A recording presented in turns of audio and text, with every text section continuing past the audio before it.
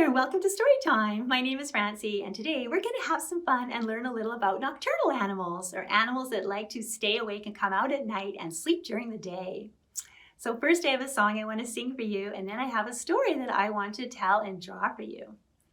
Now see if you can guess some of the nocturnal animals in the song. On a moonlit night when the stars come out, there are nocturnal animals all about.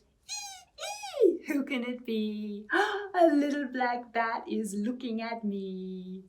On a moonlit night when the stars come out, there are nocturnal animals all about. Meow, meow. Who can it be? A little black cat is looking at me. On a moonlit night when the stars come out, there are nocturnal animals all about.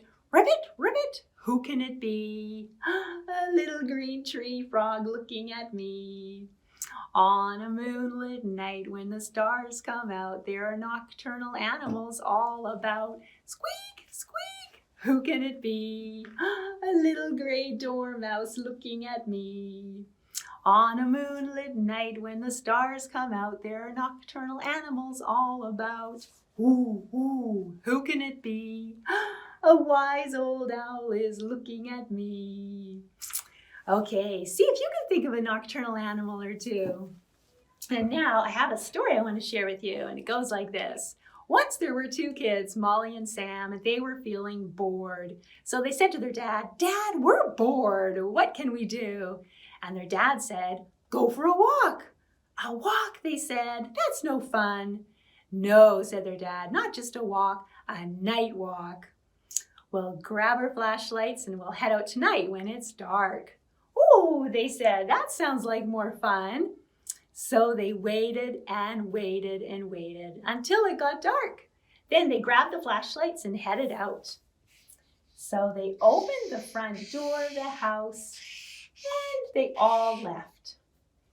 They started down the street and they walked and they walked and they walked. The moon was shining so bright, they didn't even really need their flashlights. So they continued walking, thinking, this really isn't that fun, until their dad said, "Oh, stop right there. We're going to take this turn onto the path and head into Miller's Woods." "Miller's Woods," they said. "We don't even go there during the daytime. It's a good thing we're all together."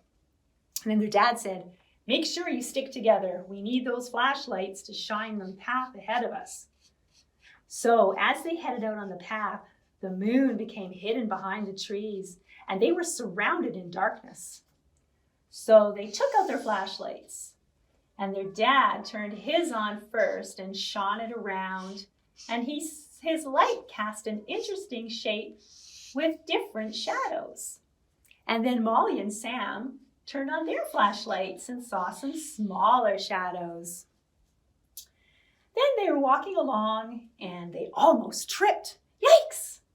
Watch out," said their dad. "There's lots of roots on the pathway. I don't want anyone to fall and trip and sprain an ankle," he said.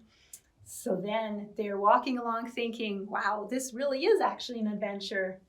They looked ahead and they saw some creepy crawly things in the beams of their flashlights up ahead, and some hanging from the trees too. Then, "Oh, what was that?" they said. Their dad said, "Sounds like there's some larger critters in the woods with us here tonight. That sounds like a large branch that just broke off." "And look," they said, "there's a piece of it there on the trail up ahead." So by now they're starting to think that heading back might not be such a bad idea. So they got back on the path and started heading home, noticing all of the interesting shadows in the woods around them. "Ooh, ooh," said the owl. "Who's that walking in my woods?" But by that time, they didn't hear him because they had already left the deep, dark Miller's Woods. The end. So thank you for joining me today, and I hope you have a wonderful day, and I'll see you all again next time. Goodbye.